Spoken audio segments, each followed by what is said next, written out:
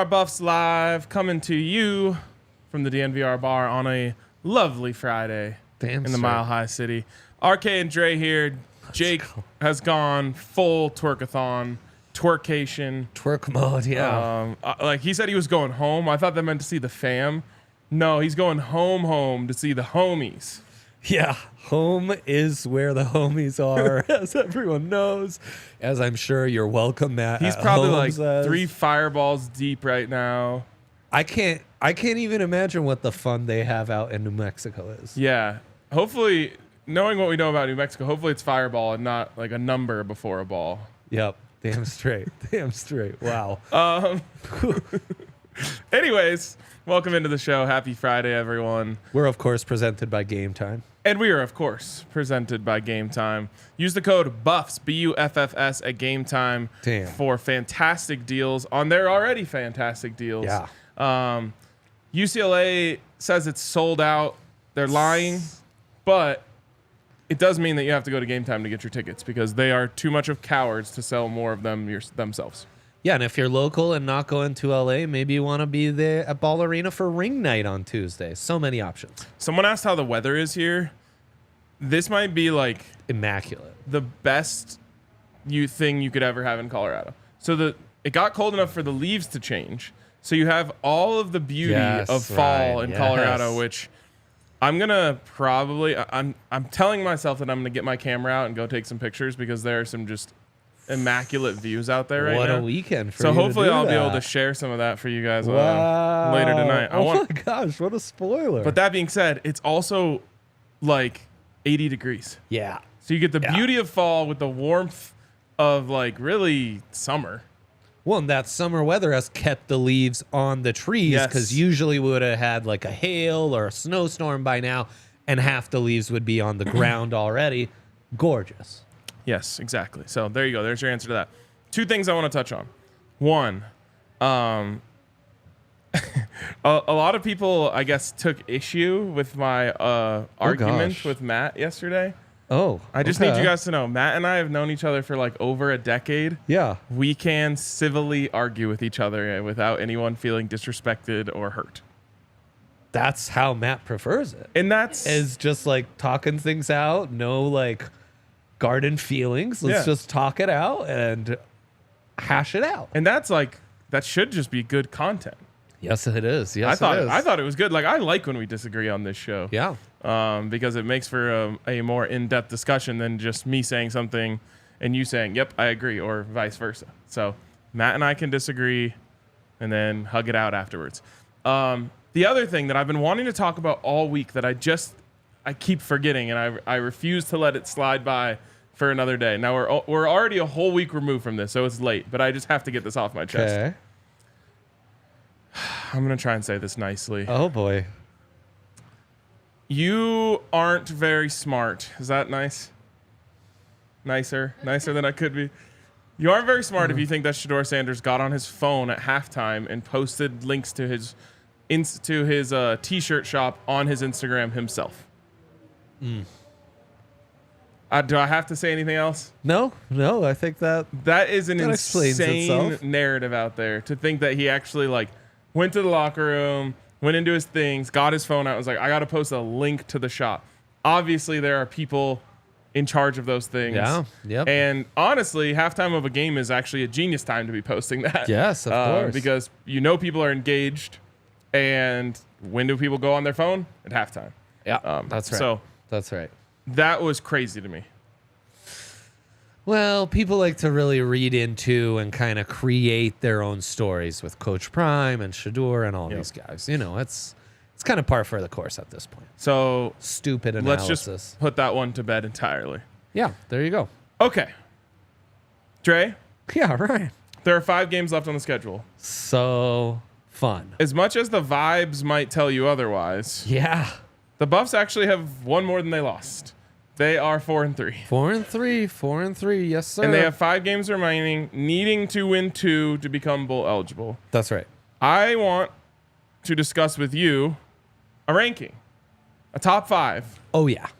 Of what are the most, and I guess also least, winnable games. By the way, it's his account. It's his responsibility. That's fine. I have no issue with someone who runs his account posting during the game. Right. The whole Why idea would was be a that problem? It's not at all. Yeah. It's actually smart business. The Buffs official account is also tweeting during the game. Do we have problems with that? Were they not locked in on the game enough? Exactly. Anyways. Okay, top 5 most winnable games remaining. Let's go reverse order. I don't know if you were ready for that. You're ready to flip it and reverse it? Woo! I am actually. Okay, least winnable game left on the schedule. What is it? For me, it's heading to Salt Lake and taking on the Utes on Black Friday. Okay, so I agree with you, but it should be noted that Utah's offense is quite underwhelming. They're full on garbage, yeah. Yeah. Yeah. No, the offense is terrible. So, because it's in Salt Lake and because it's on November 25th, that's the thing. I do believe you are right. Plays into their hand perfectly. Yes. Also, offense might be struggling, but they do have a decent run game. Yes. So, I think you're right. That is the least winnable game left, but I don't feel that it is unwinnable. No, it's certainly not. None of these. The USC game, for example, felt unwinnable going in. None of these remaining 5 feel unwinnable like that did. Or No. like games of Buffs from yesteryear felt. Which obviously, we're in a different era. I checked out the look ahead line on UCLA. Uh-huh. The Buffs are 15.5-point dogs in that game. Are they really? That has moved. From? I think it was around 12 when I checked earlier in the week, like when I was on the show with Jake on Monday. That feels more accurate to me. 15's a lot. 15 is a lot. So what It's people drinking the haterade right is there. the Utah spread going to be the biggest one of the year? Well, a lot of that is determined on the 4 games prior. Okay. All right. Also, I just think Colorado, lines are always driven by perception. This Buffs team, as popular as it is, as many strong opinions as there are, I think is even more so than most driven by perception, and that's really influencing the lines, Big Teasy said, are we really talking about unwinnable games? This ain't it. Actually, no, we both said that it's not unwinnable. Right. Right. Okay. We're just ranking them from most winnable to least. Exactly. Everyone, there has It's to an be a place. exercise, yeah. Everyone says they don't have favorite kids except for Coach Prime. He's the only honest person out there who says Live they do rankings. have. He does have a favorite kids at certain moments. Okay. For what it's worth, I too have a favorite kid. Just you have throwing that one. out there. Yeah, well, right. Well, I'm just saying. Okay. After this, it gets interesting, and I will Yeah, say it also does. with Utah, Yeah, it which is does. why I'm going to put this team next. It's a stylistic mismatch Yeah. where they're playing smash mouth football. Yeah. And as the weather turns, that makes it an advantage for them, especially at home. We've gone through that, so that's why I have Utah. At number 5. It's the worst spot to be in, being the team that has to play at Utah the very last game of the schedule. That's not a fun spot. Hopefully, won't ever happen again after this year. I know. What would be the Black Friday game in the Big 12, right? Kansas State. Bro, don't They'll have have Kansas Kansas. still? Okay. Oklahoma State is probably open. Oklahoma State would be an opening. The new UCF? teams would be an opening. Yeah, UCF. Well, Orlando on Black Friday? That sounds like a good time, bro. I've been to Orlando. Changed me. I like Orlando. What did it change about you? Oh, I mean, what it changes my perception of Orlando. Okay. So for me, number 4 is Oregon State on this list. I get exactly why you're gonna say this. You know what? Actually, I agree. It's neck and neck with Oregon State and UCLA. Oh, really? See, I don't You don't? see it that way at all. No. Oh, okay. Make the case for Oregon State then. It's the same thing where they have Styles make fights. exactly styles make fights. Great point. I mean, we famously analyzed UFC game. Unfortunately, it's never like this in football where it's 1-for-1. Like, look at what happened against Oregon. I don't think either of these teams are as talented as Oregon, and Utah or Oregon State. Yeah. But in terms of, smash mouth football, Oregon is the toughest team you've played yet. And that was the toughest result. So those styles from Utah and Oregon State, who are both smash mouth football teams, to me just present really big challenges. And the defensive line has left a lot to be desired. And they're going to be tested as much in those two games as they have been all season. So that's number 4 for me. Now it's at home, which I think helps the Buffs significantly. And I mean that passing game is suspect from the Beavers, and as is their road record. They've had some really big wins at home. On the road, they do have their one loss to Wazoo. Didn't look like world beaters against Cal, who they only beat by 12. So we'll see. That's going to be a really intriguing matchup. But I agree with you ultimately. And it sounds like we're going to have a disagreement on the third. Okay, well, really quick, you're being accused of something heinous in the comments, and I just want to give you a chance to defend yourself. Someone said, wait, isn't that a CSU fan? No, I'm not a CSU fan. Why are you saying this? No, I'm not a CSU fan. So yeah. I just wanted to give you a chance to defend yourself. Few have the kind of loyalties that I have to the state of Colorado and all its great college football programs. I will say that, Ryan. My pride runs deep, and I want us to succeed in all avenues, pro through Division III. Yeah, I will say this. Dre is definitely a Buffs fan above all else. I can defend him in that when it comes to college football in Colorado. But he's one of those weird people that wants all of the teams to win. Yeah, I do have that too. It's just, I don't have that in me. I know. Whether it's the only one that I root for outside of Colorado is Air Force. I feel like it would be like un-American to just actively root against Air Force. As an American, what about Colorado School of Mines? They're having a moment in D2. You saw the roster pictures? Yeah. Just up in Golden. I keep saying every year I'm going to take the kiddo to see. I should. It's a 20-minute drive for me. No, I haven't. I would go. Yeah. What did they play this weekend? Are they at home? Oh, check it out. They're like 4th ranked in the country right now. I know. Western? CSU Pueblo also, because they're associated with CSU, yes. I root against them. Wow. Yeah. Western Colorado, my alma mater, 14th in the country right now. There you go. 6-0, yeah. Austin Eckler's alma mater. Damn straight. Okay, anyways. I don't know how we got on that. Oh, right. Thin Air Gang. The comments. Right. I am wearing this shirt. In fairness, no one gave me a heads up I was going to be on the shirt. And, it's green and gold, but it's an old school Rapids shirt, okay? And I've got a hat. That's the state. It's the state sign. So big fan of the state. I'm a big fan of the state. What can I say, guys? I am. I love it here. Okay. So we are going to disagree on the third game. This is the middle game. You have UCLA. Yeah. Explain.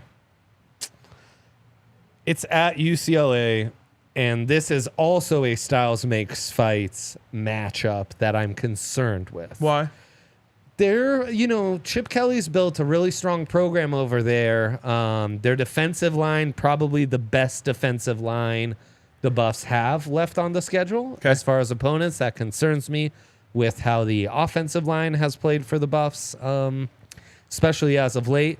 And I think they can run the ball. And, it's a freshman quarterback who's going to be frisky and has a ton of talent. I mean, Moore's really a baller. He's 5-star. He is. So I just think that's a really tough matchup, man. I mean, to me, that and Oregon State are neck and neck. Thing is, freshman quarterback, yes.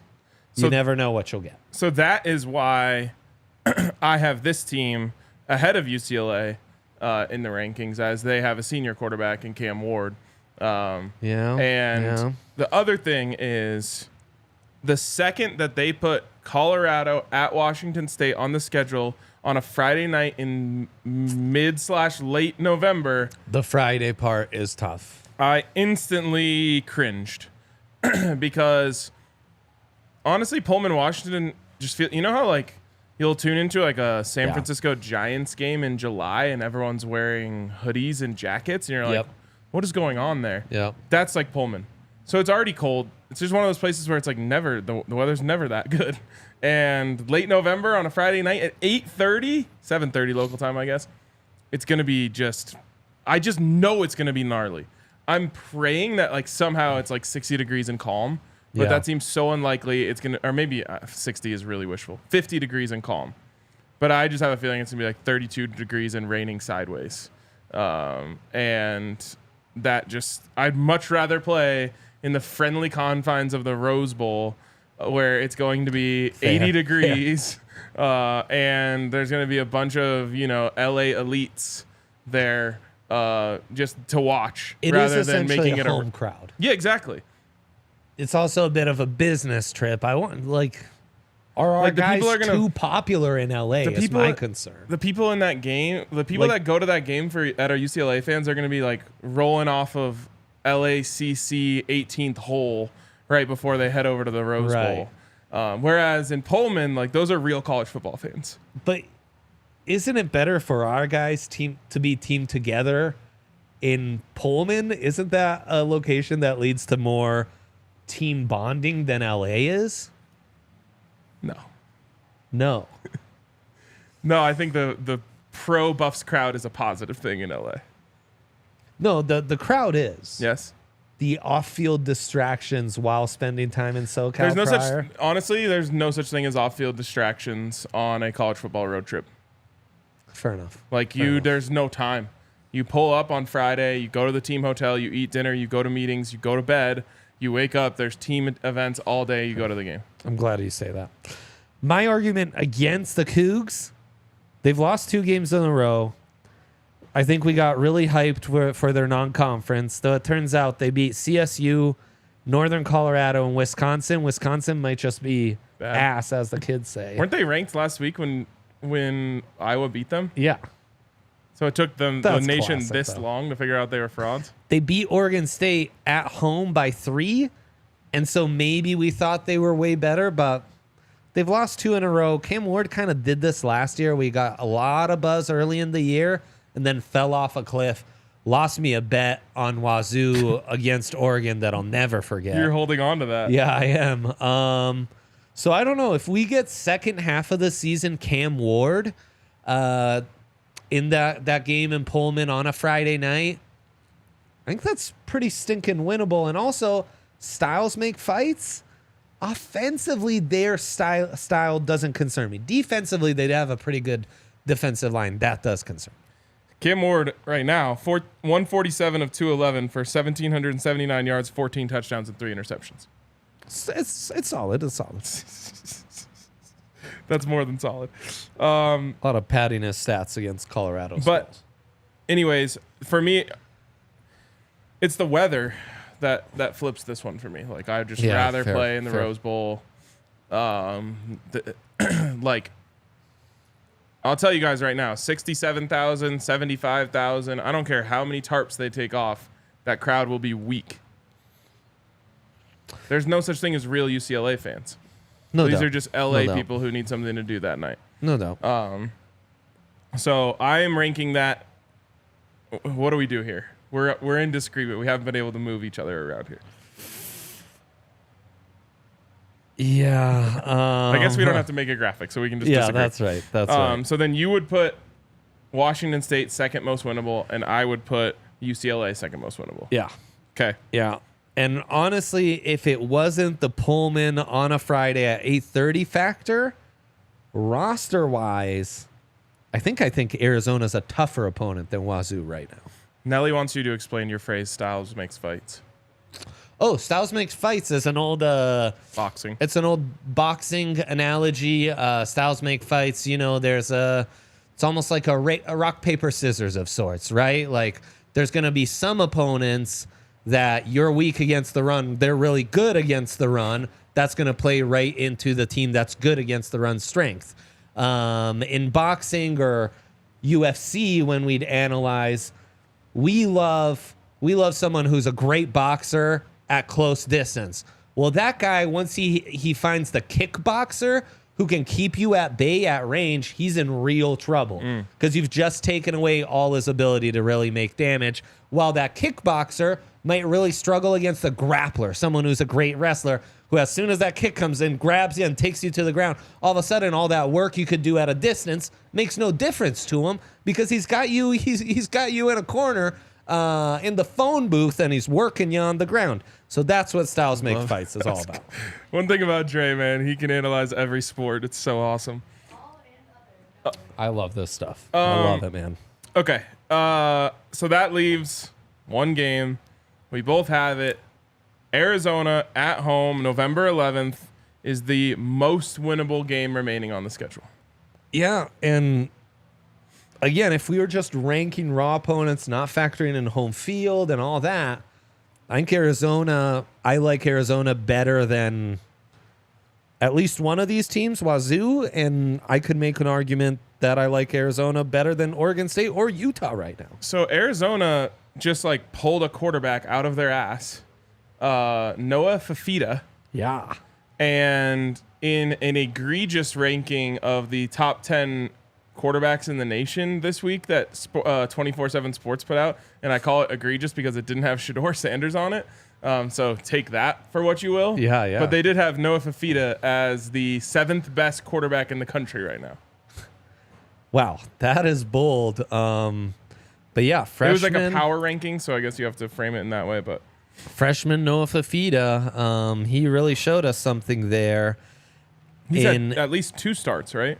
Yeah, I mean, actually, it's been 3 consecutive games. He's gotten considerable playing time, and in those 3 games, they whooped Wazoo on the road, 44-6. Just talked up how hard it is to play in Pullman.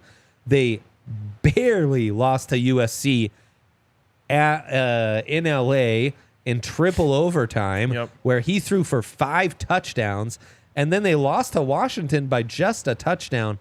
They hosted the Huskies. So, some formidable opponents, and they really look good against all 3 with Fafita at the helm. Now, their coach, why am I blanking on his, Jed Fish. Oh, yeah. Has remained, I don't know what he said this week, but every week before this week, he has kept saying when Jaden Delore is healthy, he is our quarterback. Can he stick with that as Fafita in 3 games has 946 yards, 8 touchdowns, and 2 interceptions? Yeah. I don't know, man. I don't know. Fafita's earning his stripes every start. I tell you what, we'll see who plays on the 28th against Oregon State. That's going to be a big one for him. They put up 44 points last week. He didn't throw a touchdown. Yeah, weird, huh? That is super weird. Yeah. So that means he threw 8 touchdowns in 2 games. Yeah. Against Washington and USC. Yeah, that's impressive. So it's kind of a double-edged sword, Dre. I think every game is winnable, and every game is also tough. Welcome to the Pac-12 in 2023. It's beautiful. It's glorious. Anything can happen, and home field has been such a determining factor in all of these matchups, and that's where our toughest matchups were really based on having to go to Pullman, having to go to Salt Lake, and how tough those settings can be. Yep, and credit to those programs. They have built, well, not Pullman, but to Utah, like they built themselves for their environment. They know that it's going to be cold and tough out there. Yeah. It's going to be frozen tundra when the season gets late, and they're built to play in those games. Why don't you tell us about that soda you're drinking, Dre? Yeah, this right here is an Ollie Pop. Everyone loves just having a little can to drink. Brandon, when I shared an office with him, he'd always be popping a can, and it's like Pavlovian. You want something right, but you don't want to be working yourself to an early grave and working up your ticker with all the sugar you're putting in yourself. Ollie Pop has you covered on that end. It's a new kind of soda. It's very tasty. I can't believe, when I heard this was supposed to be low sugar, I expected to taste this, and it tastes like a seltzer water, or have a bit of a diet soda vibe to it. Not at all. In fact, you could fool me. It tastes like one of those artisanal sodas you'll get. So tasty, so nice. This is a little cherry vanilla I've got here. On the back, it describes it as almost cherry pie. It tastes like cherry pie. It's nice little break for you. Use that code DNVR 20 for 20% off on your next Olipop order on drinkolipop.com. Olipop can also be found in over 22,000 stores across the country, including King Soopers, Safeway, Walmart, Target, Whole Foods, and Sprouts. Check them out. They've got a great variety. This is the first one I'm trying. I can't wait to try the cream soda, their lemon lime, their grape. Cream soda's been getting good reviews around the office. Also, a shout out to Hero Bread, another one of those alternatives out there if you're looking to stay on the healthier side of things. Low carb, low sugar bread. I had some pasta the other night, so I wasn't going low carb on that, but I really wanted to try my Hero Bread. So I took a slice, buttered it up, dipped it in the sauce. Fire. It was legitimately tasty. Soon enough, I'll be back on my keto grind, cutting some weight, and I'm excited for Hero Bread because not only do they have bread, they also have tortillas, wraps, all sorts of options for you. Low that would carb. Work for you on the diet? It's no carb. Oh my God. Yeah. It's crazy. Whoa. So, usually when I'm on keto, like something I crave more than anything is just like a sandwich, just a turkey sandwich with cheese. Boom. Hero Bread there to save you. Beautiful. So check them out and get you some Hero Bread. Get on it. All right, Trey.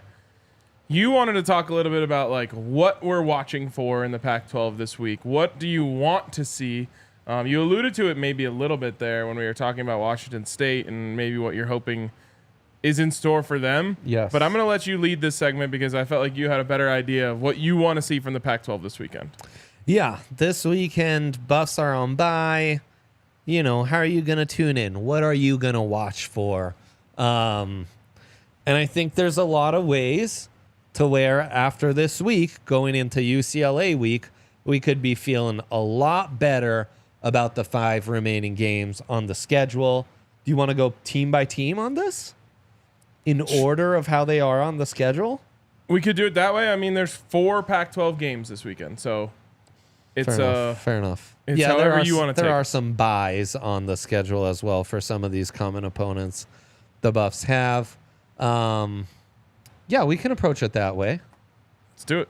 Start with UCLA Stanford. A week out from that game, what do you want to see from the Bruins to make you feel better on the Monday pod previewing that So game? Matt was asking this yesterday, like, who are you rooting for? I think it was Matt who said that. And to me, it's like you want UCLA to win because I want them to stay ranked. 2, you don't want them soul searching right before they play you, right? You saying, hey, we got to get all this fixed, this, that, the same place that CU is right now. You don't want them to be there too. So you want them to be comfortable. Yeah. I'll be honest. I want to see Stanford put up a fight. Big time. I mean, that would make you feel better just in general with how last week went. Like I said yesterday on the show, Stanford changed their entire identity in the second half. Yeah. And great point. I'm hoping that they come out with that against UCLA, and it is proven that they actually found something. They spread it out a lot more. Right. They got out of 12 personnel. They blitzed a lot more on defense. I mean, all of the things, like they didn't do any of that. Excuse me, any of that stuff in the first half, and then they just came out and said, okay, well, screw it. Let's just try all this stuff. So I'd like to see them be able to move the ball a little bit on UCLA. And have it not just be like, oh, they kind of caught us off guard and were able to have success. Like they're actually better team in this style. Look, I mean, and for the Bruins, this is kind of a must win. If they were somehow to lose to Stanford, that would be 3 losses in their last 4. So, yeah, I don't think you want to see them in that spot. And you want to see Dante Moore keep on looking like a freshman.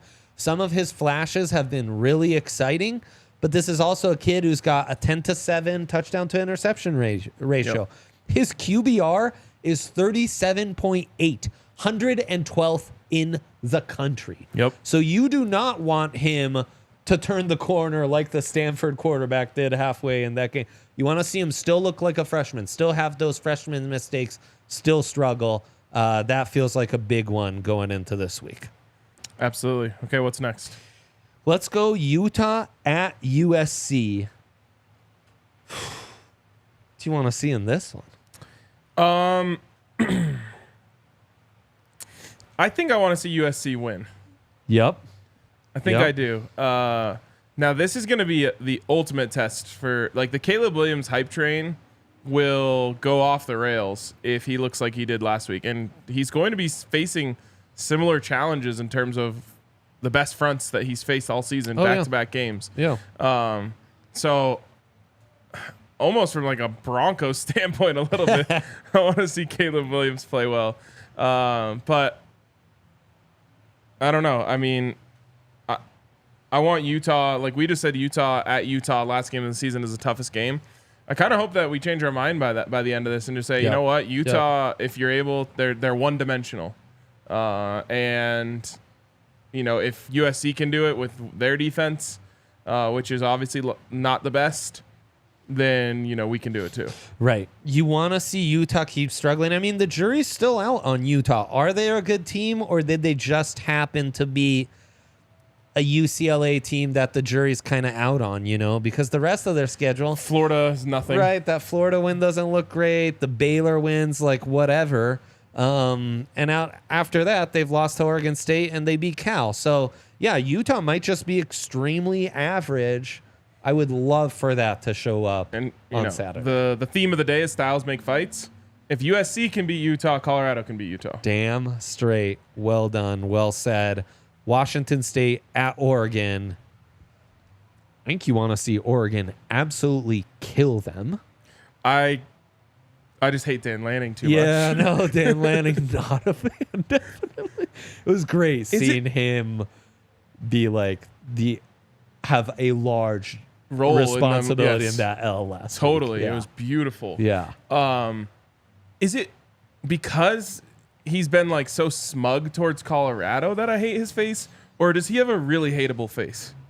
So hard to say. It's so hard to say. It's a real chicken and egg thing. I'm pretty sure he has an extremely hateable face. Feels really hateable. I know. I also like. There's something about that whole Kirby Georgia staff that doesn't give me like great vibes in general. Really? Yeah.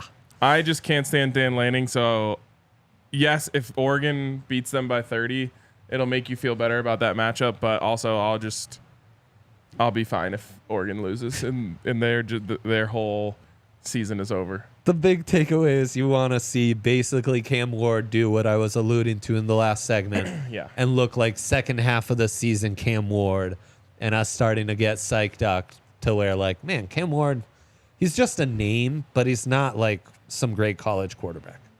It's actually very average and can lose you as many games as he'll win you. I'm letting my personal feelings get too involved here because I really like Cam Ward. No, he's good. He's lots of fun. Like when Cam Ward is on, he was he's super great. Cool to us at the Pac-12 Media Days. He's friends with Shador. Yep. I forgot about that. Yep. I'll always think about him when Incarnate Ward comes up. Yes. For the rest of my life. Cam Ward. You'll call them Incarnate Ward from now on. I will. Actually, when I first learned that, I was like, wait, what? Okay. The last matchup here. Yeah. Completely irrelevant. Doesn't have much Buffs connections. When I guess you'd like to see Arizona State beat Washington.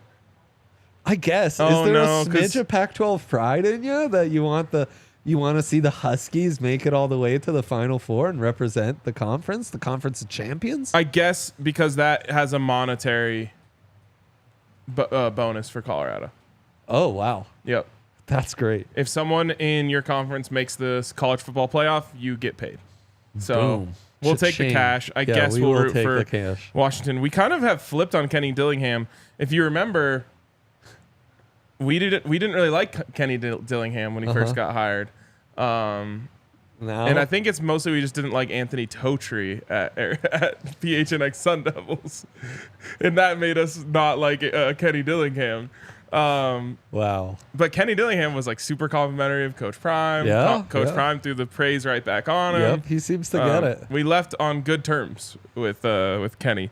So I wouldn't mind if they beat Washington, but it actually does hurt CU from a monetary standpoint if no Pac-12 team makes the college football playoff this year. So I guess we'll pull for Washington. There you go. Love it. What do you feel? Penix, big Penix guys. Well, I was just going to say, how do you feel about Michael Penix as a NFL prospect? Love him. He's got a cannon. He has a cannon. He's got a cannon. Best deep ball in college football, I think. Incredibly accurate. Yeah. He also has 2 torn ACLs, and he's 24 years old. I know. He's got that thing, though, where it's like Indiana football had never been what Indiana football was that one year where Penix was just launching it to Freifogel every single week. Penix to Freifogel, the Hoosiers were unstoppable. Wasn't Penix wearing some crazy number? Yeah, I think he was. It's like wearing like number 21 or something at quarterback. So no, I think he'll be in the mix to be a top 15 pick. But yeah, those two factors will hinder him. Now, getting through this one season completely healthy, taking Washington to like the playoffs, I think would do wonders for a stock. Those wide receivers are incredible. Rome Odunze is like nuts. Yeah. I have to check his size after every highlight I see because it's like, how is this dude 6'3", 217? I need to go back and I assume it's one of my, like the USC fans doing the O for Coach O. Like it's an amnesia memory. Isn't there a word for that? There's like some effect where you think something happened that didn't. Well, there's that reply all of the guy who remembered the song. Yes. And I feel like it's all connected to that. Really quick, my brain wants to take a letter from Rome Odunze's last name and put it on his first name. Yeah. So my brain so badly wants to call him Romeo Dunze. Yes. I think it's because of Romeo Dubs, the Nevada wide receiver. That makes sense. Yes. And my brain just refuses to let that O live on the last name. Anyways, great stuff. Washington's really fun to watch. I'm a big Penix fan. I'm worried that the medicals are going to hurt his draft stock. That comeback, legendary. That final drive, what a stud. He's freestyling, dude, on the sidelines. Yeah, that shit was epic. It was like Drew Lock, but actually cool. Yes. The other actually Drew Lock was cool in the moment, but then he became bad and it became uncool. Like if you take this too far, it becomes a stupid way to analyze quarterbacks, and you can take it too far. But I do think there's something to these quarterbacks who are able to achieve unprecedented or the kind of success at their program that no other quarterback had achieved for like 20 plus years. Think of Mahomes at Texas Tech. Think of Josh Allen at Wyoming. There's a lot of Brock Purdy at Iowa State, a guy who I overlook severely. Shedeur Sanders would be a good example of that at Colorado. Penix has now done that both at Indiana and Washington. Yeah, Washington did have Jake Browning. They did have downtown Browntown. Yes, they did. Someone in the comments said he wore 9 at Indiana, so it must have been a different Indiana quarterback who was wearing some wild number. Yep. Okay. Maybe you thought Freifogel. Before we move on, another shout out to Game Time, presenting sponsor of this show. BUFFS. That is code BUFFS for $15 off. Woo! Or is it $20 off? Guess you'll have to use it and find out. It's for $20. $20 off. So let's have a little check. Let's go on to Game Time, see how things are looking at the Rose Bowl next week. Which, by the way, Rose Bowl, pretty lame stadium. Yeah. Great venue. Does that make sense? Great setting. Great setting. Terrible. Lame stadium. Yeah. I just have to put that out there because it's like in this beautiful little valley, and there's a golf course next to it, and Pasadena, the mountains, and Pasadena is beautiful. The stadium itself, the Rose Bowl parade. Everyone's told me about the Rose Bowl parade. Yes, of course, you a big parade guy. So you can get in right now. Let's go a little flash deal here. $97. You can get into the Rose Bowl next week. What a steal! You'll seldom find a cheaper Buffs game all season. You will not. And guess what? $20 off with code BUFFS Buffs. That gets you down to $77 to get into the game. Row 52, section 23. That's good stuff right there. Beautiful. So use the code Game Time. Use the code Buffs at Game Time to get your tickets to the UCLA game, which is erroneously sold out. Yep. And a big shout out to our dear friends at Snarfs. They make a mean sandwich. I have gone to Snarf's for many years. Just up the street, there's a Snarf's from us. It's not too far from where I used to live, where I proposed to Kate. Aww. And we would stop at Snarf's on a weekly basis. Used to be a BLT guy. I've dabbled a lot in a Snarf's glizzy. Love their French dip. You can't go wrong with a good French dip. But their hot dog, if you don't know what a glizzy is. Geez, of course. Right, sorry. That is not like a hot dog like normal. It's on a sub. It's on a sub roll. Yeah. No, it's amazing. That's how you should do it. That's how like an Italian hot dog vendor would do it. They'd put it on proper bread for you, and that's how Snarf does it. Their bread is where it all starts. It's elite. Guys like Big Market D-Line walk into Snarf's that people recognize them. I mean, they are part of our community, and they make delicious sandwiches. It's just outstanding. And of course, come to a DNVR Broncos tailgate where Snarf's has you covered. They provide sandwiches left and right. They'll have like 4 boxes there. There's more Snarf sandwiches than you know what to do with. Snarf Burger, I've heard insane things about it. Yep. Look them up. Find a Snarf's near you. Check them out. And tell them we sent you. Joey says Andre's face lights up when talking soda and subs. LOL. Well done, sir. I mean, what can you say? He's an Italian man. But I do trust your take on Italian foods, and Snarf's Italian sandwich is also very legit. That's another great one. Yeah. Kate used to get a vegetarian of sorts, and that was good. Yep. They have like a prime rib, French dip. Bro, the prime rib is actually bomb. I've had that before. Yes, it is. And, if you're like Kate from Chicago, they've got that jardiniere stuff you can put on it. Oh, yeah. Oh, I put that on. I get double. Yeah. I mean, that's kind of your palate. Spicy? Yeah, like things that were in vinegar and spicy. Yeah. You're like, add stuff to it. I'm like, oh no, 3 ingredients, that's what I want. Ryan's like, how about 4 sauces to add? That's to the true. mix? And you actually have shown me the light. Like one time you brought me a sandwich that was literally just bread, butter, and a meat. And I thought that sounded fucked up. And then I had it and it was good. Boom. For me, I'm like, all right, give me 3 different meats, 2 different cheeses, spicy peppers, and then a hot sauce to dip it in. Yep, that's exactly right. It's where we differ. Okay. Where we differ. Third segment here, DNVR Buffs Live, presented by Game Time. And I have an interesting exercise I want to go through with you. Yeah. So I want to see what you think is the core of this team moving forward. Uh-huh. And then I want to tie a bow on that by saying who is someone that is not yet a part of that by the end of this season, we will say, oh, yeah, they are a part of the core. And what I mean by the core is who are you building around for next year? Yeah.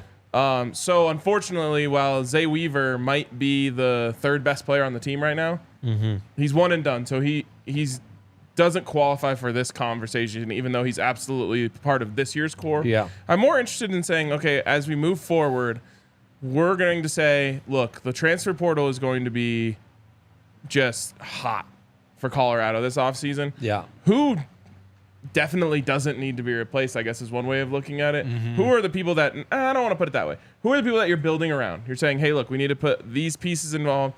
For example, obviously you need to improve the offensive line because of Shador, right? You're trying to accentuate the pieces that you already have. Yes, absolutely. So let's start with who is in it right now. With the obvious, Shador and Travis are the very nucleus of what we're talking about. Damn straight. I think to a slightly lesser extent, you could enter Dylan Edwards into that. Okay, I'm in on having. He Dylan feels there. like very much should be in that core part of it established. Okay.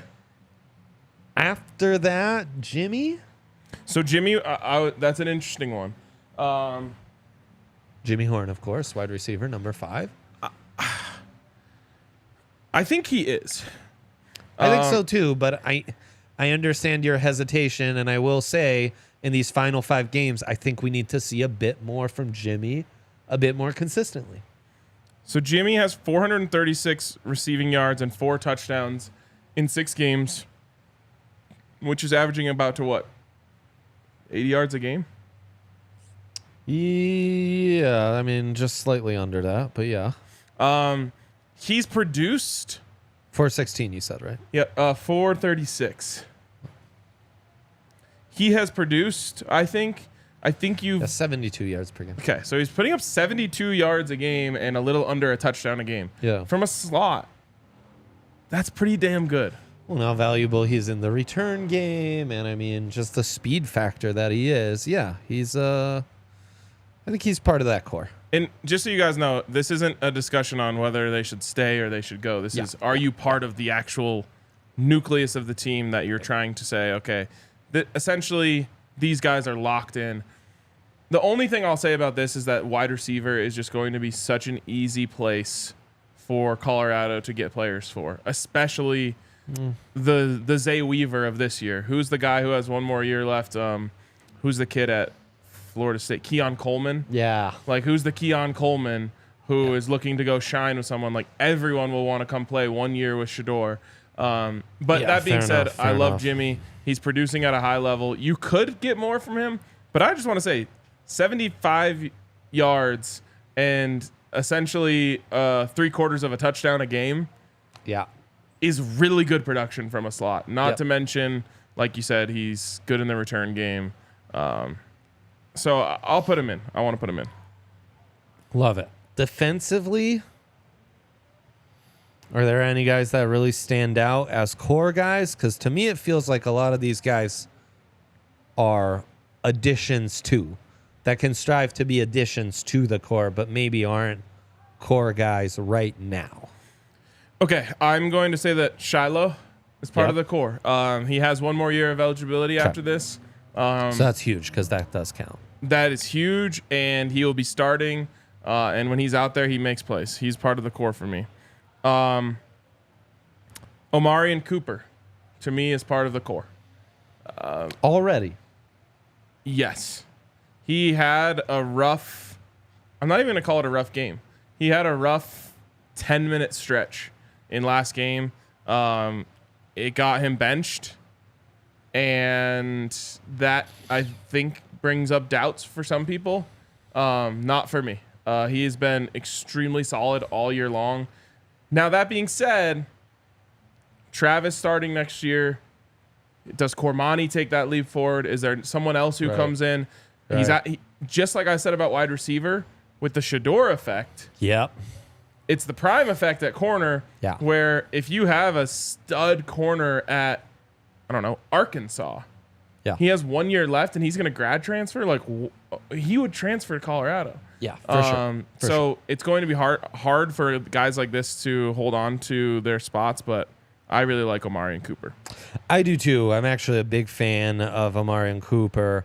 I'm glad you say that because that is how I feel as well. And, you know, I mean, cornerback is cornerback, right? Like, that's part of the deal is you're gonna lose some. Guys are going to beat you from time to time. So that's the big thing there. Yeah, I'm in on Omarion. Might be in on 2 Omarions. We can go back to Omarion Miller here in a second. I am going to throw one in here, and because I believe we use the term foxhole guy. Mm-hmm. Like, when things get tough, this is a guy you want in your corner. Yeah. I'm putting Cam Silman Craig in there. Dude, 100%. I think he's going to be one of those players who's not going to be the most talented player in his position group, and it just doesn't matter. He's going to play. He was hurt last week, and I think you missed his edge on the field when things started to spiral a little bit. So I'm putting Cam in there, and it's a little different than pretty much all of the other guys. Cam is in there because he's going to be a senior next year. Yeah. And you're going to put him on the field because of who he is and what he brings. I like that. I love the way he plays. Yep. Me too. Love his tackling in space. He's awesome. Okay. Is there anyone else on the defensive side of the ball that you say this guy has locked in his spot in the core and is going to be a big part of the plans moving forward? I'm starting to feel like that about Roderick Ward, but I don't think Roderick necessarily. He hasn't had enough. Someone who can't come back, right? Because I think I think he is a grad transfer. And the fact that, we haven't necessarily seen it so far in 7 games, right? He's only played like a couple. 2.5. Yeah. So I think the jury's still out on that. Trevor Woods has played really well.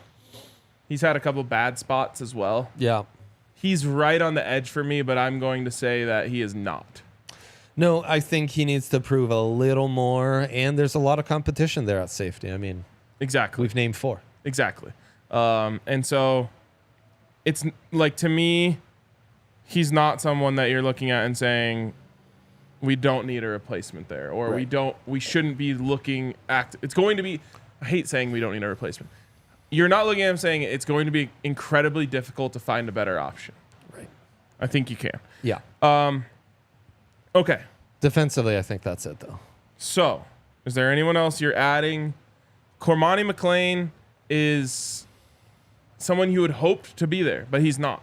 He's exactly the kind of tier you'd look at for guys you're hoping in 5 games that you feel like, oh, yeah, he is in that core going forward. Alton McCaskill, another guy you're hoping for. There's no way you could say it right now. Yep. Michael Harrison, no. You'll probably be looking for a 6'5", 250-pound tight end in the portal. Yep. O-line, I don't think there's anyone you're ready to stand. Van Wells. I will say Van Wells. Van Wells. Thank you for bringing up O-line because I was looking at a stat sheet, and O-line don't pop up on the stat sheet. I am going to say Van Wells is in the core. Okay.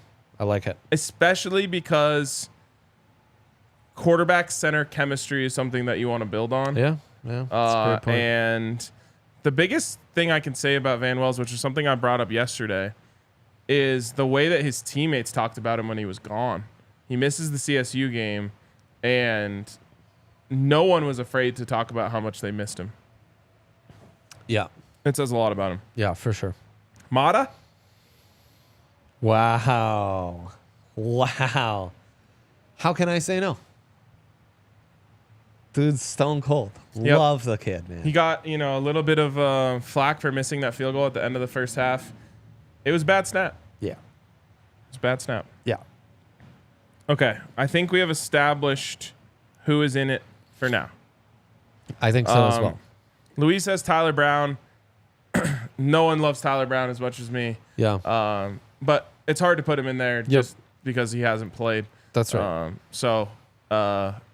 I absolutely would put him as a candidate to enter next year. And I was told he will still have 2 years to play starting next year. Mm-hmm. So he would absolutely have an opportunity to get in there. But if we say someone like Rod Ward, or he wasn't a good example, but some of these other guys like Omarion Miller. He's a guy you'd hope to see. The only case you could make, you would make the case that we just haven't seen it enough yet. Right. The same thing would be said for Tyler. Right. Absolutely. And we did put Dylan in there, Smuggles.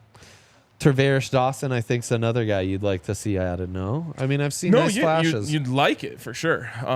It's been interesting. His usage has been really interesting. Yeah. Okay. So, Dre, the bow that we're tying on this is who's next? By the end of the season, we will be saying this person is in this core and they're going to be a part of it for the foreseeable future. Yeah. You want me to go first? Omarion Miller. Yeah. Definitely. He has, Travis actually talked about this in one of his 12 Talks videos. He compared some of the issues that he was having in the beginning of the season to Cormani.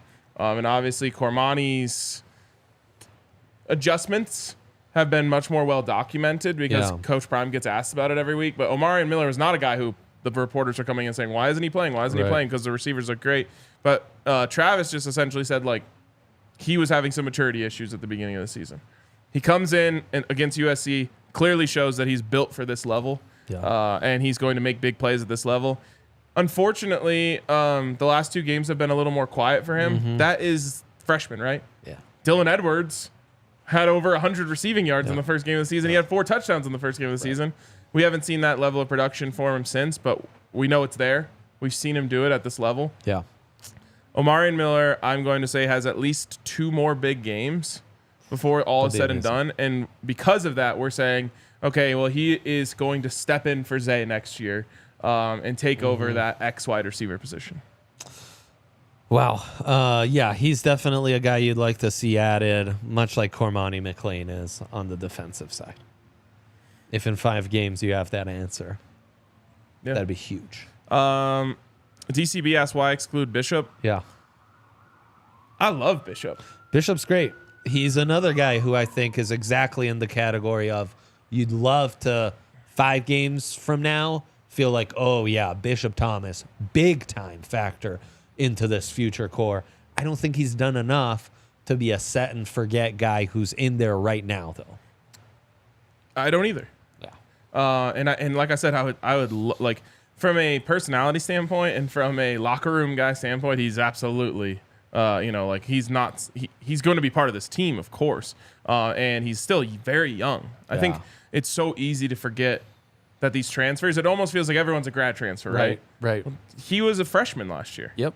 And he redshirted. So he's a redshirt freshman. He's absolutely a part of the plans. Yeah. But I don't think he's made enough plays on the field to call him a part of the core yet. I agree completely. Anyone else in that range that we're forgetting? I'm a Breedlove guy, for example. No, he's not in there. Yeah. Okay, so I put mine. Who are you putting up next to join? So you did Miller. Miller is my prediction for he will join the core by the end of the season.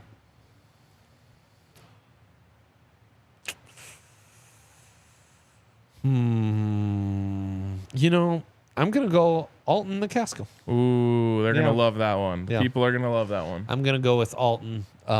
He was just incredible at Houston. I think bye week, see how the offense can find a little more balance and try to get Alton really cooking. And running at Houston, that wasn't a ground and pound offense. There's a lot of running out of like more spread looks and what have you. I think he'll be able to find his fit in this offense, and hopefully by the end of the year, maybe have a big game or 2 in one of those style make fights matchups, and all of a sudden be able to flip that kind of a matchup. So yeah, I'll let you go another one if you want. Cormani's the guy you hope. Okay, it's a tough prediction. You want to plant your flag? I'll plant my flag. Let's all go right. Cormani. Cormani to join the core. Let me say this. I'm confident that Cormani is going to get his opportunity. The staff is essentially putting the ball in Cormani's court and saying, hey, look, we are going to give you more responsibility and you're going to have to prove to us that you can handle it. Right. And I believe in Cormani. I think that it's so easy for people to criticize how a young man, some people would say a kid. I'm going to say a young man handles so much transition in their life. Yeah. The first time being away from your family this far, the first time really having to handle all of your responsibilities yourself. The first time having to approach football like a job. Yep. The NCAA would hate that I said that, but it's true. These guys are working a full-time job, and it's football. No doubt. And for him, he's so naturally talented that he hasn't had to do that before. Right. And so I think it's egregious to give up on a guy 6 months into, if he's even that far into it yet. I don't even think he is. 4 months into that transition and say, oh yeah, he's just not there. He's immature. He can't handle the lights at this level, blah, blah, blah. So I think that at some point between now and the end of the season, that all of that is going to click for him.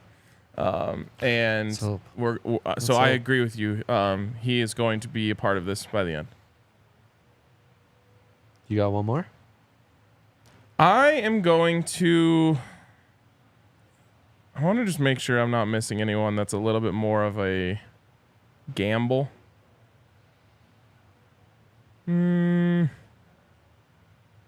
think like this Cormani. Cormani is a little bit more of a gamble, even though he obviously has the talent. Yeah. This is a little bit of a safer pick, but I think as he gets to play more, he's going to make more plays. Nope. Okay, I'll do it. Miles Slusher. Slushy boy, huh? But it's also at that position where there's just so much competition, and I think defensive backs are going to be an easy position to recruit, so that's going to be tough. So I'm actually flipping my answer. I'm going to say that Bishop is the guy who cracks it. Wow. They so desperately need a defensive lineman to make an impact. They really do, man. And from a talent standpoint, I think Bishop is built for it. Chat's talking about Amari McNeil a little bit too, which is interesting. I think Carter Studmeyer. Yep. Last week, I know that second half was rough and very impressive as a freshman. In fact, if you didn't have that second half, we probably were talking about him as one of the core already. Yeah, if you closed your eyes and took that game out, then you'd put him in there. Yeah. And what So do we you just talk have about to with freshmen? include him. If you're an offensive freshman and you have a bad game, that might just look like you didn't put up stats. If you're a defensive freshman and you have a bad game, you get exposed, right? Right. So freshmen are going to have good games and bad games. I think Carter Stoutmeyer is a great answer for this. And you're buying Carter stock low right now, which I appreciate. There's a lot of people who are like out on Carter Stoutmeyer. I'm like, dude, we're 7 games into his freshman season, and he hasn't played all of them. But every one of them that he played but one, he was good in. Yeah. So it's way too early to pull the plug. 100%. With that one. But I think, look, we have not walked away from a game this season saying this defensive lineman played great today. Couple pass rush, I think against Nebraska, the pass rush played well. Yeah. But I'm talking about interior defensive linemen. We have not said huge game from this guy, huge game from that guy. Right. We need it badly. I think we get one or two from Bishop before the end of the season. Yeah. Yeah. I love it. I love it, man. No doubt. Okay. What else we got? Brick Brewery Broncos country? Let's go. Yeah. Little Breck Brew Friday today. Good. No matter where you live, there's a chance that Breck Brew is near you. You can go to the Breck Brew locator on breckbrew.com. Type in your location, and it'll tell you the nearest Breck Brews to you. My favorite's the Strawberry Sky, Broncos Country Pale Ale. Of course, that one's only available in Colorado. But you can find Avalanche Amber all over the country. You can find Breck Lager all over the country. Vanilla Porter. As it gets a little colder, maybe, you're living up north. Christmas ale already showing up some places. Christmas ale is showing up. So check out our friends over at Breck Brew. Use the Breck Brew locator to find the nearest Breck Brews to you. And for those of you who haven't been with us, Breck Brew has literally been riding with DNVR since before we were even called DNVR. Yep, that's right. So they are true OGs that have supported us forever. And so if you're at the old liquor store tonight, searching through the cabinets or whatever you call the shelves, to pick out what beer, think of Breck Brew. Tell them. All right, Alyssa, let's pull up the comments, see what the people have to say today. Also, hit us with a like. We're super low on likes this week. Come on, guys. Zach Stevens says, RK, where'd you get that hat? That's gas. I got this at the team store in the stadium, or it's not technically in the stadium, is attached to the stadium. Nice. Yeah, it's a 47 brand hat, so you might find it. It also has like a cooling technology in it. Oh, that's nice. That's Bro, nice. I've talked about how much I like this hat so much that Allie keeps trying to encourage me to buy another one just to have as a backup. Yeah. For like when this one gets like sun stained or. Be a good call. Be a good call, man. Like when I go on the golf course, it literally keeps me cool. It's amazing. It's truly amazing. It's great stuff. All right. From EEBK. And a bunch of other letters. I had to block all of these Coach Prime clickbait channels and Stephen A. For spreading that lie, almost like he could have asked Coach before he said that personally. What did he say? I don't know. We stay out on the haters. I don't even think Stephen A. is a hater. Oh, well, there you go. Stephen A. got defended earlier this week because Jake said he said something that he didn't say. Oh, wow. But I don't know what. So maybe there's some Stephen A. miscomprehension going around. I will say there is a lot of clickbait out there when it comes to this team. Yeah, sadly. Okay. Next one from Andrew, just a super chat for $1.99. Thank you, Andrew. And then finally, see you over UCLA and Arizona with love from Nashville, Tennessee. I love me some Nashville, Tennessee. Yeah, you do. It's actually one of your things is Nashville. You're a Nashville guy. I've only been once, but I do love it. Nashville guy. I ate hot chicken for almost every meal the entire time I was there, with one break for barbecue nachos. Every man should have a go-to city in the South.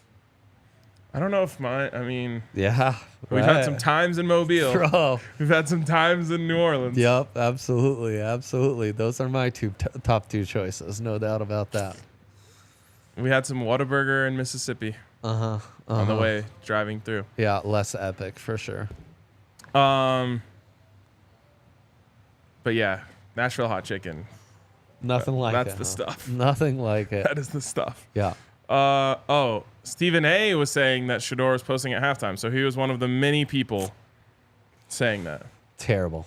Really terrible. I mean, how stupid, man. We gotta just think a little harder before we say stuff like that. Yeah, gotta wake up and make it make sense a little bit more. And maybe I'm in the minority here.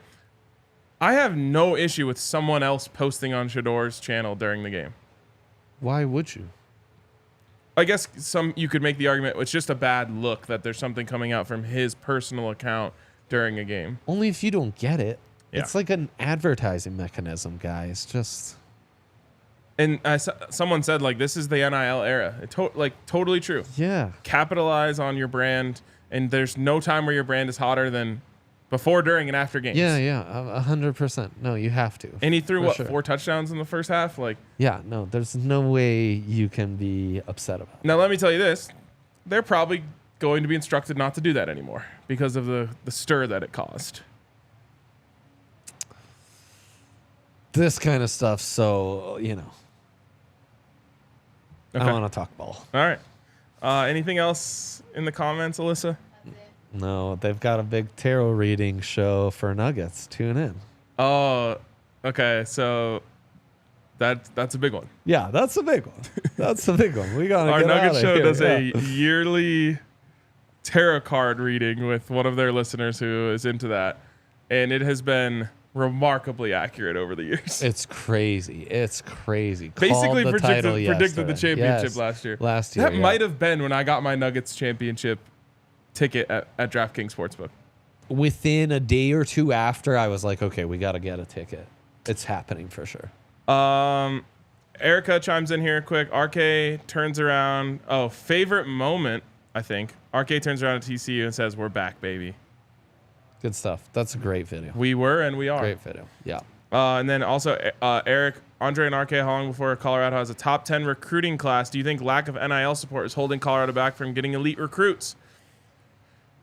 I think it's twofold. Yes, I do believe that a lack of NIL is hurting Colorado in this world, which is why I encourage everyone to contribute to the 5430 Foundation when you can.